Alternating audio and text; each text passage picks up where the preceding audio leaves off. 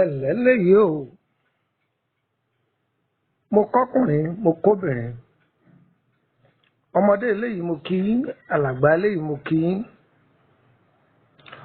mo kí gbogbo ọ̀jọ̀gbọ́n tí ń fòótọ́ ọ̀nù jáwé mo sì kí gbogbo ọ̀jọ̀gbọ́n tí ń fòótọ́ ọ̀nù wàgbò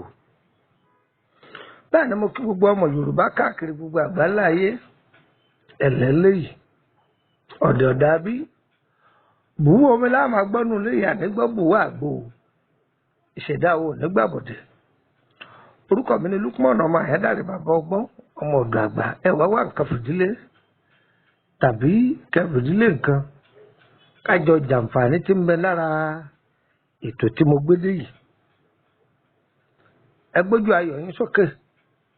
ẹ wo èso yìí dáadáa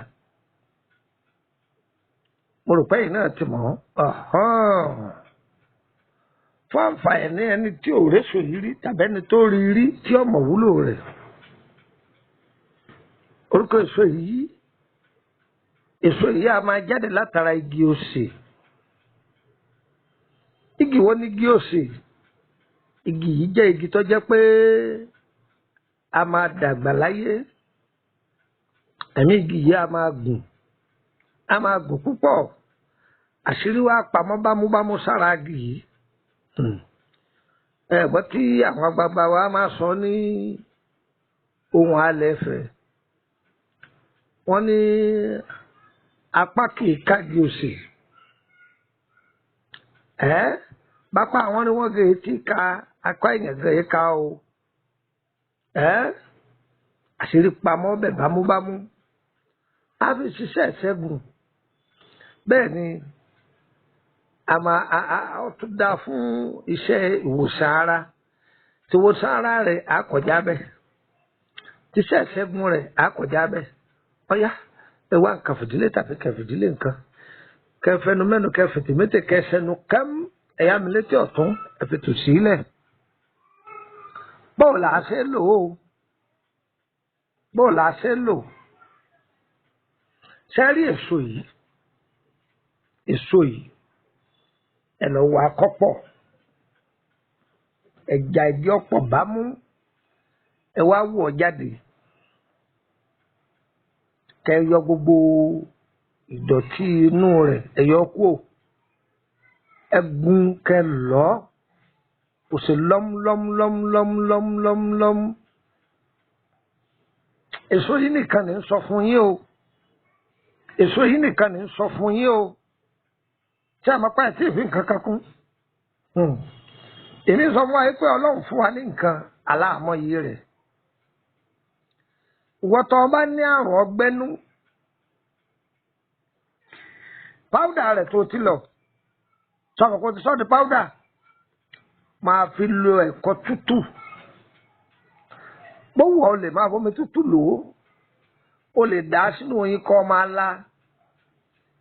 ọgbẹ́nú náà yóò dìwọ̀n àwátì o sọpọ́dé ní o èso bí ó sè fọmọ tí ń lọ ilé ẹ̀kọ́ èso yìí a máa jí làákàyè dáadáa ó dáa fún ìsọ yìí ọyọ ọlẹ́nu àìrìnjìnà láyọ̀rọ̀ àbúkọ̀ kẹrẹ́ ọba rìnjìnà ó rí bí wọ́n ti ń fodó òbílẹ̀ jẹun bẹ́ẹ̀ ni èso yìí lásán ó rí ọkùnrin tọ́jẹ́ pèsè kan sùn lọ ni tàbí wọn ẹlòmọ̀pẹ́ ẹlòmímẹ́ tọ́jẹ́ pé omi ìbàrá àdì rẹ̀ kì í kún tó gbìyànjú kọ́ máa lò èso yìí ni tó ti lọ tó ti di páúdà báwo ló ṣe wá lò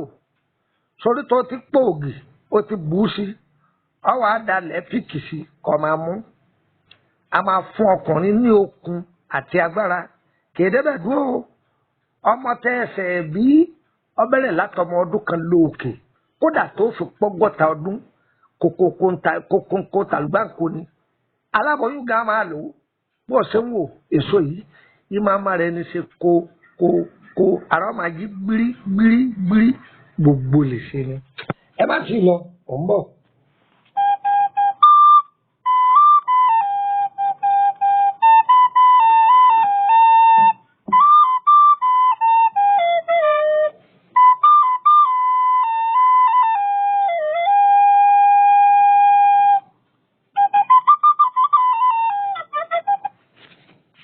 sórí èso yìí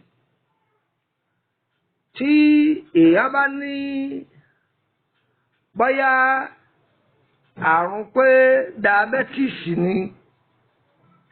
ẹ̀jẹ̀ ríru ni bẹ́ẹ̀ bẹ́ẹ̀ lọ wò mí tó bá sà ń lo èso yìí tó ti ṣe é ní páúdà sílé kódà àwọn àgbàlagbà á máa pò ó mọ́ ògì kódà wọn á máa bù ú sínú ìyẹ̀fun náà máa fi rùmàlà ọjọ́ ọgbọ́n rí àwọn ọlọ́gbọ́n lónìí tí a bá ń lò ó tí ó bá jẹ́ pé àmúdi tọ́tọ́dọ̀ Ọlọ́run wá èyíkéyìí àmúdi yóò jìnnà sí yàn gbà bí mo ti sọ fún yóò jìnnà sí yàn ọ̀dà abẹ́rẹ́ tí ń wojú Ọlọ́run o ọkọ àtìyàwó ẹjọ́ máa lò ó èso tó ti sọ di páúdà yìí ni èso tó ti sọ di páúdà yìí ni kódà àti máa ṣiṣẹ́ fún eegun ara tí eegun ara máa jí gbégé ṣe bó kéwì bá a ti kọ́ lọ́dọ̀ àwọn tó bí wa lélẹ́yìí ìwọ gan tó kéwì ìwọ náà lọ gbọ́gbù rẹ̀ wò ìwọ náà ń bẹ ibà ó kéwì ìwọ náà tó rí oríṣiríṣi mẹ́ ọ̀dà gan ni èso yìí wọ́n ti fi kọ́ wa wá gbọ́ má tì í lọ sórí igi tó bí èso yìí igi tó bí lọ ara igi yìí ọwà bí ìgbà tá a bá so mọ́ yẹn tá a họ́ọ̀gì yẹn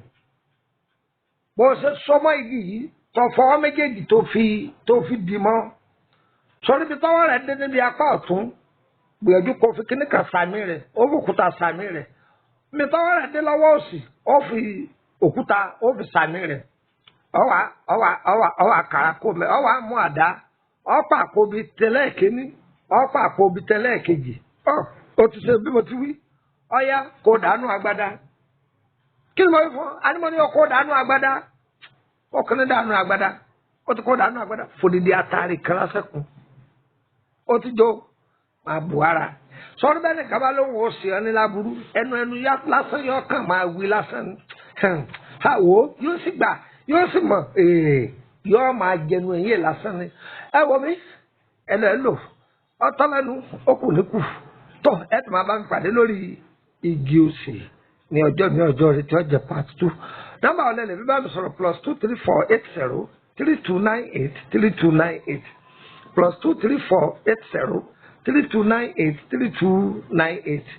ẹgbàá kan sí +23481 33 155 111 +23481 33 155 111 tẹ́ bá ti pé nọ́mbà méjèèjì yìí tí ó bá ti lọ lórílẹ̀-èdè Nàìjíríà ni o ẹ jẹ́ fún nọ́mbà bẹ̀nà kan sí +229 54 65 1928